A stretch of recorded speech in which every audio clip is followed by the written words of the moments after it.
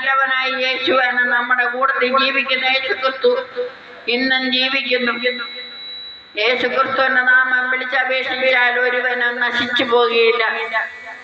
യേശു ക്രിസ്തുവിന്റെ നാമം വിളിച്ചപേക്ഷിക്കുന്നവരെല്ലാവരും രക്ഷ പ്രാപിക്കും.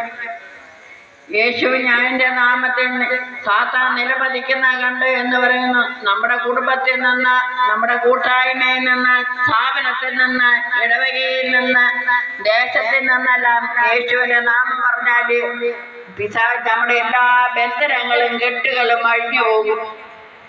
യേശുവിന്റെ നാമത്തിൽ നമ്മൾ എന്ത് ചോദിച്ചാലും നമുക്ക് ജീവൻ തരും. ഞങ്ങളോടൊപ്പം നിന്നെ അനുഗമിക്കാത്തതുകൊണ്ട് അവനെ തടഞ്ഞു എന്ന് യേശു പറയുന്നു. തടയണ്ട, എനിക്ക് എതിരില്ലാത്തവൻ നമ്മളുടെ ഭാഗത്താണ് എന്ന്.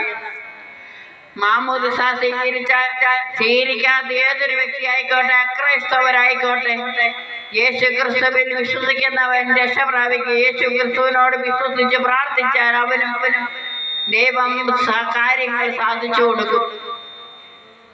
ക്രിസ്ത്യൻസ് എന്ന, മുസ്ലിം എന്ന, ഹിന്ദു എന്ന ഒന്നുമില്ല, ജാതി ഒന്നും നോക്കുന്നില്ല. അവിടെ മതങ്ങളെ നോക്കുന്നില്ല. എല്ലാവരെയും ദൈവം സൃഷ്ടിച്ചതാണ്. യേശുവിന്റെ നാമം വിളിച്ചപേക്ഷിക്കുന്നവരെ യേശു ഒരിക്കലും കൈവിടുകയില്ല.